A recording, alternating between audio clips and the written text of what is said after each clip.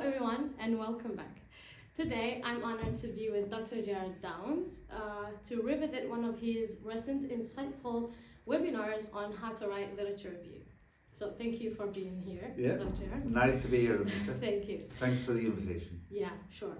Before starting, let me briefly introduce you to the audience. So Dr. Gerard is a postgraduate research development manager at the Doctoral College in Limerick University. He supports postgraduate researchers through trainings and professional development opportunities, such as the webinar series on research skills, which is devoted for PhD students and master students. Right? Yes, exactly. Okay, cool. So welcome again, and let's talk about literature review. Great, yeah.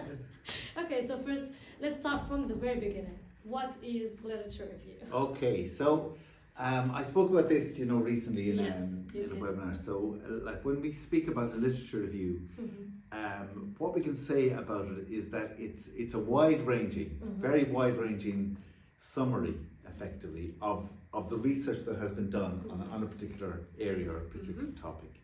And in that literature review, you're going to look at all the academic articles.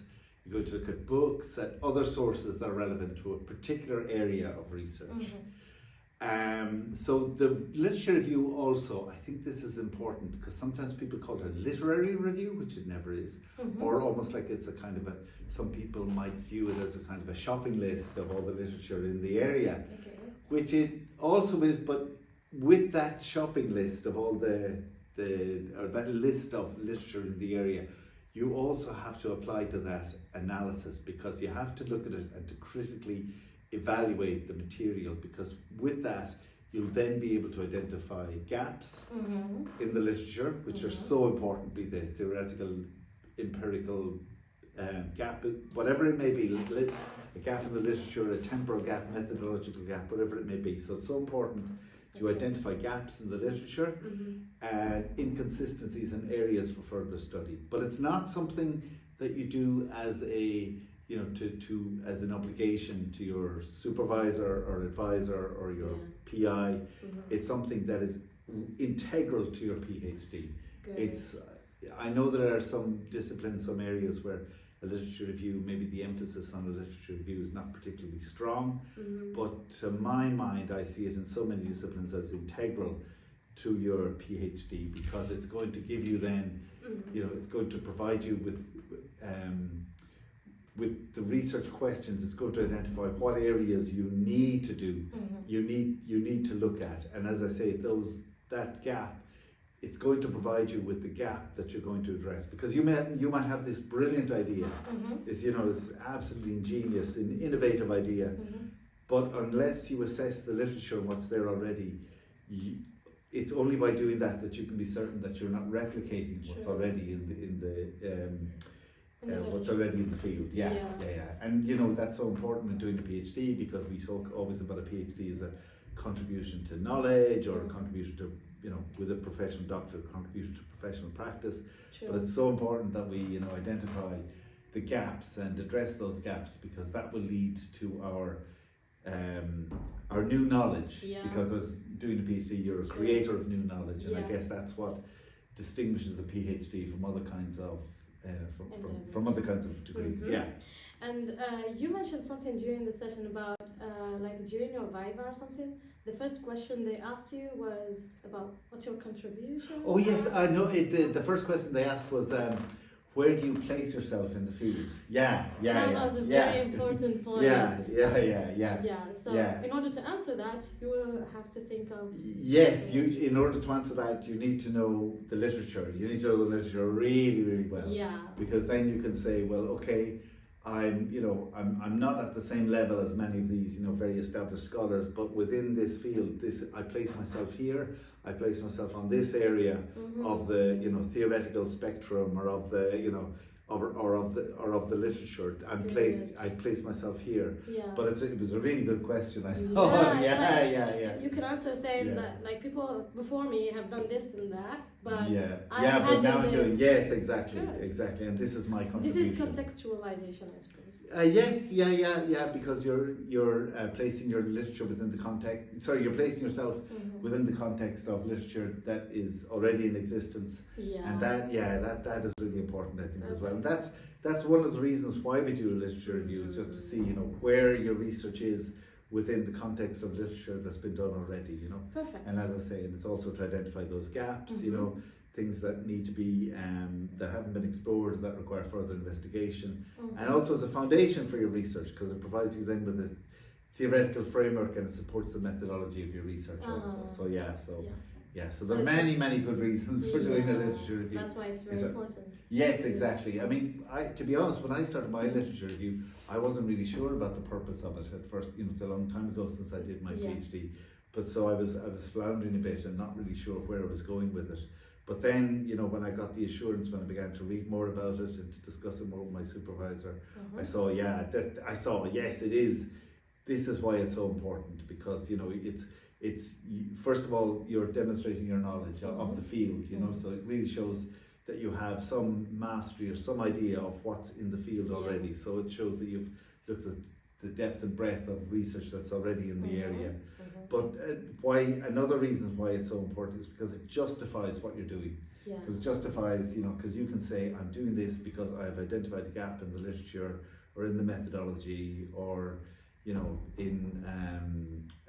the theory, and this is so it shows this is why my research is so important, because it's going to contribute to the field in this particular way, and that helps you also to answer the so what question. Sometimes you get, why is your research important? Well, you can say my research is important because I've identified. It could be one of the examiner's questions. Yeah, it could be. Yeah, it could be. Yeah. Why is it important? Yeah, and sometimes examiners do look at it and say, well, so what? So what if this research wasn't done? But by doing the literature review, it can really provide you with a foundation for saying, well, it's so important because this has not been done before, and I'm making this particular contribution to knowledge. So I would say that, and also, just it ensures that you're not duplicating what's already been done. That's so you're coming up with something new. Yes, exactly. Perfect. Yeah. Are there any steps to follow when going about the literature review? Yeah, I mean, I would always say to people, if you're doing a PhD, to discuss this first of all with your supervisor, or if you call them an advisor or a principal investigator. Always discuss this. First of all, I would say. But if you're thinking about, say, what are the particular steps, I would say, first of all, try to define your research question. Yes. And again, your research question, it will change over time. It will. I always say a research question is something iterative. It's you refining it, you're honing it, you're changing it as you go on in your you'll find this from research in your own PhD, I'm sure. I would imagine anyway. I'm not purporting to speak on your behalf, but I would imagine that I'm is there. Okay, that's good to know. So and so it's really good that you define what your research question is and state, well, this is what I'm looking at, this is what I'm investigating, and that's where I would start and say, this is my, now again, it's very likely that your research question as a result of the literature review is going to change. You have to read first. But I think you need a question, because that also is going to limit what you're looking at, because you know when you look at a particular area, you could end up reading forever. Everything. Forever. You could spend all your time on it. You could spend many multiples of the time that you're expected to spend doing your PhD on reading, on reading all the literature. It's multiplying all the time, But the questions narrows down. Yes, exactly. And that is really vital as well, because it gives you a kind of discipline to think, well, okay, I'm looking at this area and I've got to keep it to this, within the parameters of this particular question.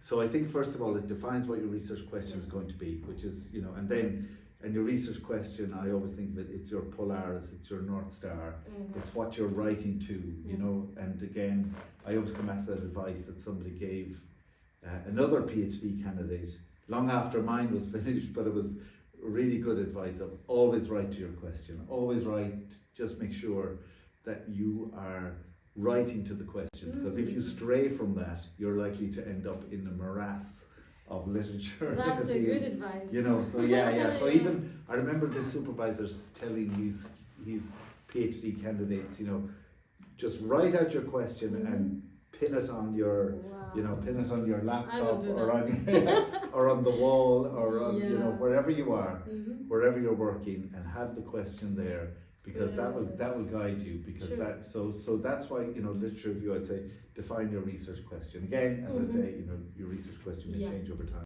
And then I would say then, okay, so look for what's, you know, relevant literature, and again, you know, to look for, you know, journals, databases, just look for, you know, book chapters, whatever it may be, just look for what are the resources that you can look at, what is the relevant literature to your particular question. So I would say, first of all, question, then that will help you, guide you to the relevant literature. And then what you need to do is, once you have that literature, once you're looking at that, once you have that question, you're looking at the literature, then you need to become a critical thinker and a critical evaluator and a critical analyst of the literature. So it's not merely, you know, you're saying, yes, it's not, yes, exactly. You need to say, you know, that someone has stressed this particular perspective, but you, and sometimes that can be hard, you know, if you're starting a PhD, I found that really hard, to think of myself as a critical analyst of what was already there, because I think I was intimidated by the names in the field, and I thought, well, you know, I can't touch these gods, these deities that are there, you know, within the field, because they have written these incredible texts, you know, like, but over time you do begin to evaluate and to become more critical as a researcher. I think the further you go into your PhD, you begin to become a bit more and I don't like the word critical necessarily. What I mean by critical is you're analysing. It doesn't mean you're being negative, you know. So it means that you're being analytical. You're evaluating the literature in a much more rigorous way than before, instead of accepting it, you know, as the final word on a topic. So that, again, you know, as I say, you show your voice. Yes, exactly. And that's another thing that, you know, a lot of examiners say, that sometimes they don't hear the voice of the candidate in the thesis itself. You know, so because sometimes we are afraid to, you know, sometimes we are afraid to be, you know, to if you like, to critically evaluate and analyze the literature that's there. Sometimes we accept it, you know, and it's, you know, it's not necessarily a major criticism or anything like that. It's just that, because it can be very hard to do, you know. Sometimes you see these brilliant scholars and you think, well, how am I going to actually, you know, look at them and evaluate them and analyze them? Like, who am I to evaluate? Yeah, sometimes, and that's all to do, you know, comes back to whatever, you know, imposter syndrome, whatever it may be. You may sometimes be very reticent to do that, but it's just a case of analysing them, not necessarily being disrespectful towards the literature or to castigating it for its own sake, but it's just, you know, analysing it in a way that, you know, really shows that you are becoming a reflective and more in-depth researcher than before. And that is important, you know, when it comes to literature review, because you really want to identify a gap in the literature, but you need to master, as we say, the literature that's there, and how you do that, you know, is by, you know, by being by analysing what's there, you know. So critically assess, you know, what's the quality and the relevance of the literature that's there, and then another way, again, you know, not everybody would agree with this, and it's so important to talk to your supervisor about that. But I would recommend maybe to organise your literature into various categories. So organize it maybe thematically, or you can organize it chronologically and say this is how the literature has developed over time, or you could do it maybe methodologically. I think it just really helps you to organize the literature into a way that, you know, you can have control over it and manage it in a more, because sometimes it's messy. Yes, exactly. And research is always messy. I Yeah. think sometimes we forget that. Yeah. You know, it's not necessarily good for me to be, you know, all the, you know, Okay. it's not linear. Yeah. Yeah. It is messy, Mhm. and that's why it's difficult.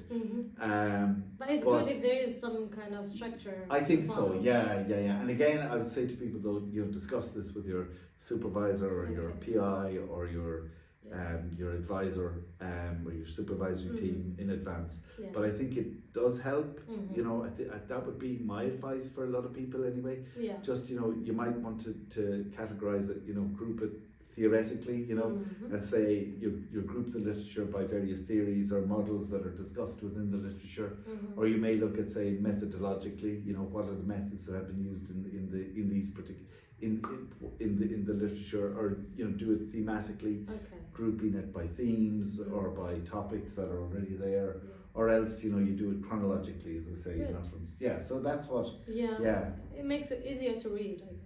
Yeah. One more question: how do we summarize and synthesize the literature, whatever? Okay, yeah. But I suppose when you're synthesizing and you're providing a summary, what you're trying to do is to provide an overview of what are the key findings, really. You know, so what have you found, you know, within the literature? What have you, you know, what have you assessed? What have you evaluated?